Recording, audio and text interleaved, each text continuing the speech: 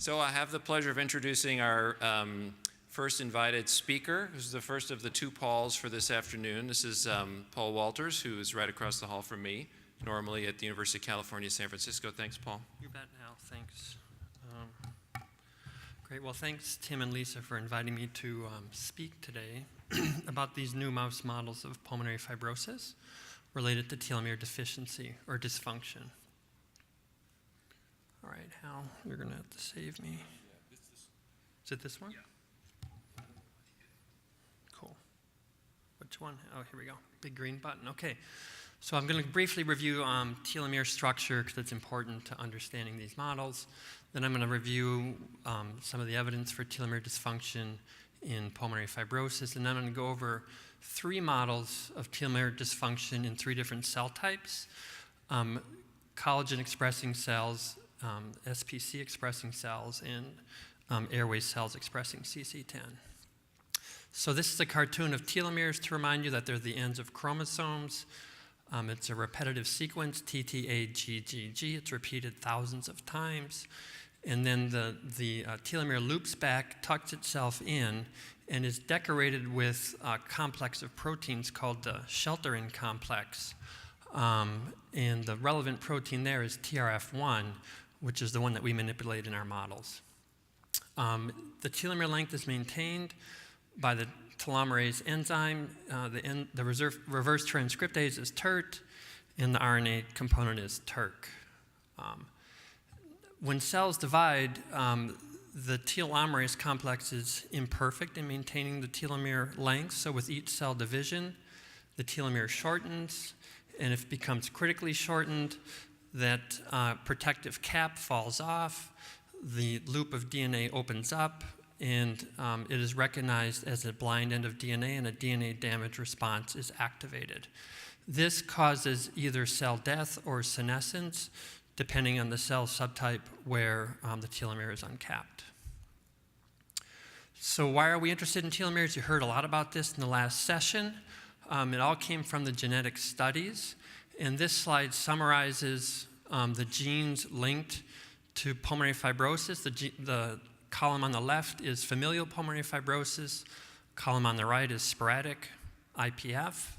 And it tells a story. It tells us that this is a disease of epithelial cell dysfunction because all the genes listed in red are epithelial cell associated genes, and all the genes listed in black are genes related to telomere maintenance. So this, to me, tells us that this is a disease of telomere dysfunction in epithelial cells. That impression is further supported by studies using telofish, where you can actually measure the telomere length in specific cell subtypes. This work was by Mary Armanios, and the red dots are the telomeres, and the brightness of the dots tells you how long the telomere is. And you can see in sporadic IPF, in the middle column on the right, they're much shorter in the type 2 cells, okay? We've replicated that work in the panel on the left, but we also asked the question, are the telomere lengths shortened in all cell types, or is it specific to the lung epithelial cell? So we did a ratio of the telomere length in the type 2 cell to the adjacent cells, and in age-matched donor controls, the ratio is about 1.1, 1.2. But if you actually look at the ratio in IPF patients, the ratio is about 0.5, indicating that the telomeres are selectively shortened in the lung type 2 cell. I mentioned that one of the consequences of telomere shortening is activation of senescence programming. When we stained IPF lungs for beta-galactosidase, when you see blue staining, it's a marker of senescent cells. If you look at low power on the left, you can see there's little regions of blue cells, and at higher power, these cells are predominantly type 2 cells. So that data tells us that telomeres are short and that there's senescence in IPF lungs. It doesn't tell us if it's the cause or the consequence of the disease. To get at that, you have to start to try and model the telomere dysfunction. And The problem with modeling telomere dysfunction in mice is that the telomeres are very long. They're about 10 times longer than human telomeres. So when you knock out TERT or TERC, with subsequent generations, the telomeres shorten, but what happens is the mice become sterile before diseases of telomere dysfunction are manifest in the mice. So this problem can be overcome by deleting proteins of the shelter-in complex. And in the cartoon on the bottom, again, it's the T loop showing the telomere end with the shelter-in proteins protecting that T loop. If you delete one of them, TRF1 or TRF2, the shelter-in complex falls off, and again, the telomere is uncapped. So this is how you do it genetically for those of you who don't think about this every day. In the upper left is a cartoon of TRF1, the gene. You engineer something called LOX-P sites on either side of the gene. You then cross that mouse with a mouse that expresses Cre recombinase in a cell-specific way. Here, the promoter uses surfactant protein C, which will then make the Cre recombinase expressed in lung type 2 cells. It's an inducible system, so you have to give the mice tamoxifen, and when you do, the Cre recombinase is expressed, and the gene that is floxed, it becomes deleted. So you delete the gene, in this case TRF1, only in type 2 cells in the mouse. This approach for TRF1 was really pioneered by Maria Blasco. She did it in a couple of different cell types. She first did it in skin, and the picture on the upper right is mice where the TRF1 is deleted from the skin of mice. That's relevant because the mice, the skin, they develop hyperpigmentation and hyperkeratosis, similar to dyskeratosis congenita. When you do the same sort of modeling in bone marrow, the mice develop bone marrow failure, similar to telomere dysfunction in human disease in the bone marrow. So when we learned about this about 6 or 7 years ago, we were interested in asking the question if this was relevant to IPF. And at the time, it wasn't really, all the human data that I showed you, a lot of that wasn't available. So we didn't know if telomere dysfunction in fibroblasts or epithelial cells was going to be relevant. So simultaneously, we crossed the TRF1 flox mouse with a mouse expressing collagen 1 and gave the mouse tamoxifen, gave it weekly for about 8 months, and we could delete the protein, which you can see in the lower right, but when you look at the lungs, nothing happened. So it looks like telomere dysfunction in collagen-expressing cells didn't have any impact on the lung. At the same time, we crossed the mice with mice expressing Cre recombinase in SPC, or surfactant protein C expressing cells. We gave those mice tamoxifen on a weekly basis. And almost immediately, I'm showing data here from 2 weeks after giving tamoxifen. In the upper right, you can see that we can delete the protein.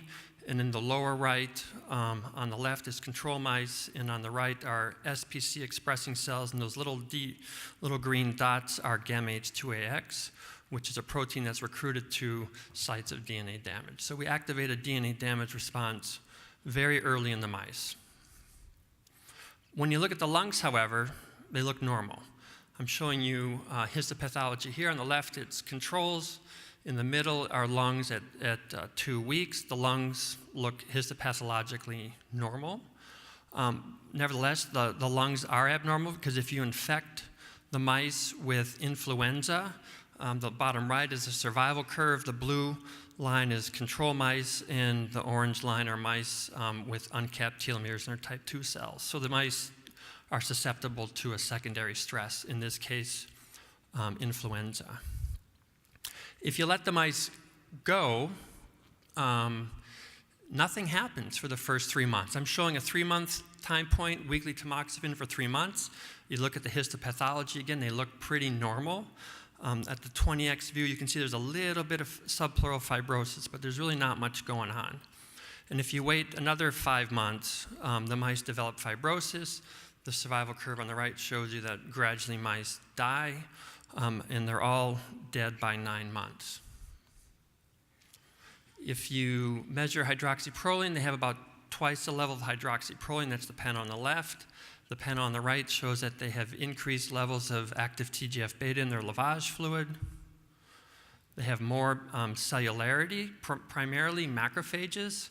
There's about a 3.5 times increase in alveolar macrophages. There's a slight increase in neutrophils and lymphocytes. Even though it looks like there's a big difference, actually by cell number, it's not as impressive as the macrophages. So there's a big expansion of alveolar macrophages.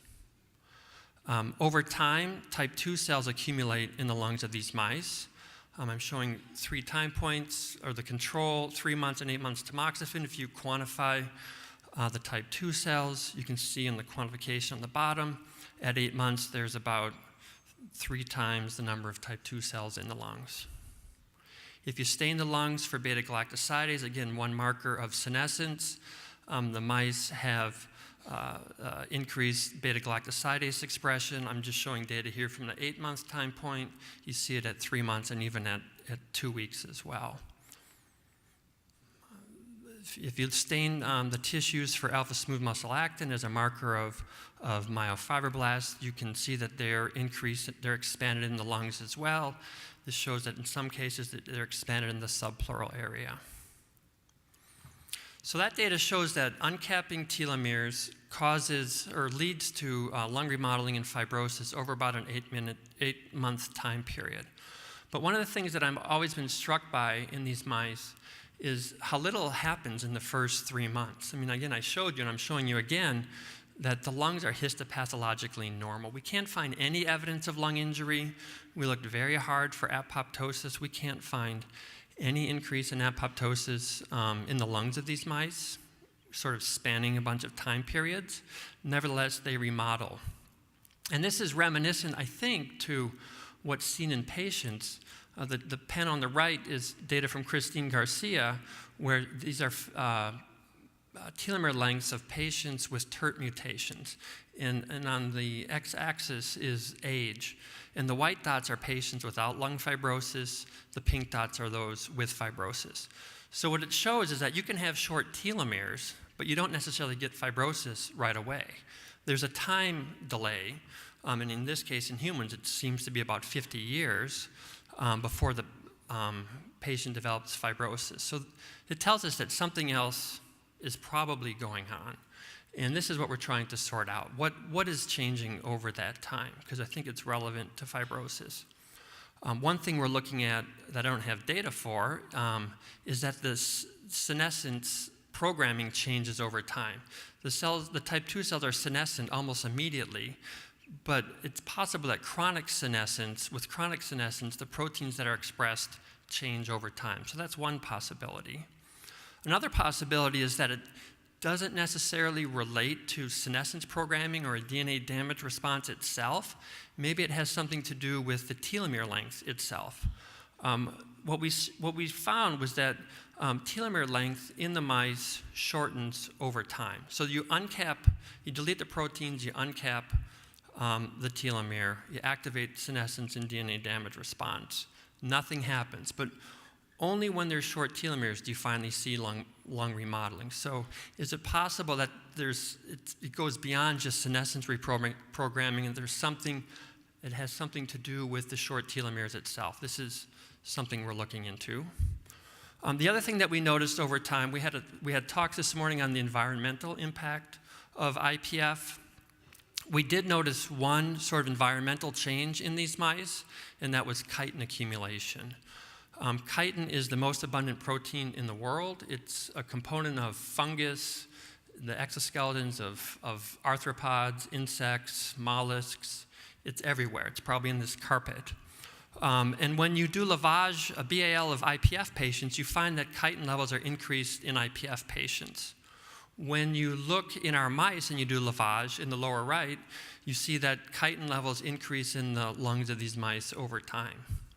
Why is that relevant? Well, Rich Loxley and Steve Van Dyken actually knocked out a protein called AMPase from mice. And what happens in those mice is they accumulate chitin over time in their lungs. They get progressive lung fibrosis, and they have worse survival. It's not quite the same survival curve as what we see, but the mice die due to fibrosis over time. So it's possible that short telomeres and accumulation of environmental chitins may have something to do with this disease, and we're trying to look at those interactions as well. Another possibility, which was mentioned earlier, is that it might relate to stem cell failure in the lungs. Mary Armanios' group deleted TRF2 from type 2 cells and did an in vitro assay for differentiation of type 2 cells into type 1 cells. And when you uncap the telomeres of type 2 cells by deleting TRF2, the cells don't differentiate into type 1 cells as well. And that's shown in the graph on the right. So maybe it has something to do with stem cell failure in the lung. All of those are possibilities, and I think those are all worth looking into. The final thing I want to show is trying to address the question that Christine Garcia brought up, which was, if you look in families with TERT or TERT mutations, the histopathology of their fibrosis is not always the same. Why is that? Well, one possibility is that it has to do with the cell that has the short telomeres.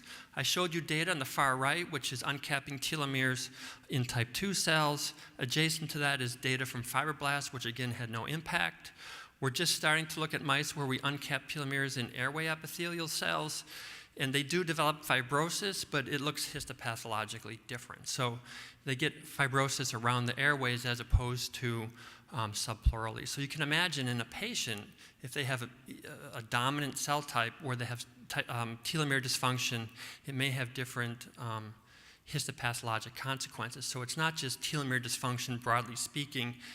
It's really important which cell type is affected by that telomere dysfunction on what the phenotype is that we see. So with that, I'll conclude.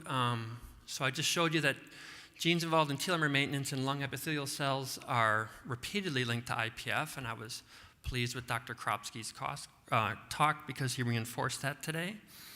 Telomeres are preferentially shortened in the type 2 cells of patients with IPF, and that telomere dysfunction in type 2 cells is sufficient to cause lung remodeling and fibrosis. Now we need to figure out why. So I'll stop there. There's my acknowledgments, and we have 3 minutes for questions. I did all right, yeah, thanks.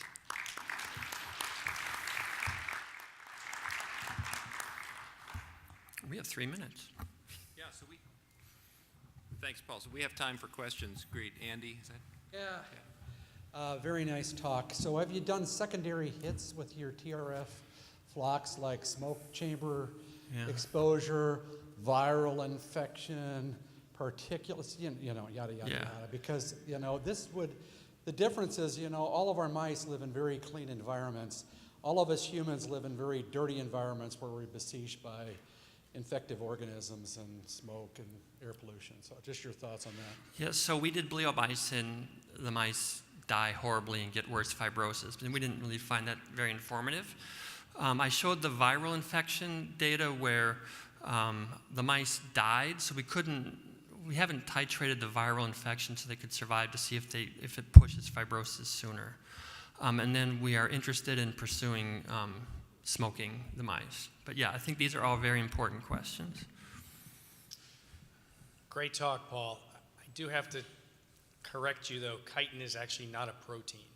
Did I say protein? Yeah, it's a carbohydrate. I'm sorry. That's because you're going to hear about carbohydrates. All right. But this is great stuff because I want to make sure people know that, okay? So I think this is great because it allows us to really challenge the idea that IPF is a disease of repetitive epithelial injury. I mean, this is the idea that it's a dying or senescing epithelium. The question I have for you in your model, I know it's tough, but what do you think is driving the fibrosis? And have you tried to intervene with, pirfenidone or nintedanib? I mean, the question is, when you have fibrosis developing without injury, are the approaches to therapy the same? Should we think about them the same as we do when you have repetitive bleo injury or one-time bleo injury or other things like that? Right, yeah. Well, I'm biased, but I think no. I think I had a slide, I took it out, that comparing bleo in our model, and bleomycin is injury in my opinion, it's just organizing diffuse alveolar damage. It's not really IPF, to answer it directly. So have we tried treating them? Not yet. We're sort of interested in that. How do they do it? We don't know, but I'm focused on senescence and the SAS because the cells are reprogrammed. We have a gene list of bad things that could be potentially involved, and we're pursuing some of them, and that's sort of where things are at. Paul, great talk. 2 questions. One, it's Christine. I see you. I got you. How clean is your animal facility? Because I could tell you our cleanest one always has reports of viruses or different things. So how do you know that there is no injury over the 8-month period? And the second question has to do with the timing. So if you knock it out in these airway cells, do you see the same delay? So what is that temporal delay? Yeah. So I'll answer the second question first. It's stereotypical. The survival curve is almost identical. The fibrosis is around the airways. You get a similar increase in inflammatory cells and type 2 cells. So it's all very similar. How clean is our mouse facility? It's cleaner than it used to be. In our room, we didn't have any, and still haven't had any obvious infections, but you're right, there's stuff that floats around. I mean, we got into the chitin stuff. That chitin, it's in the bedding. So, that is doing something to these 2 different mouse, well, I don't know for sure in our mouse model, but certainly in Loxley's model. That's the driving force. So I don't think it's just the type 2 cells. That delay, again, I think is very interesting. It'll be informative.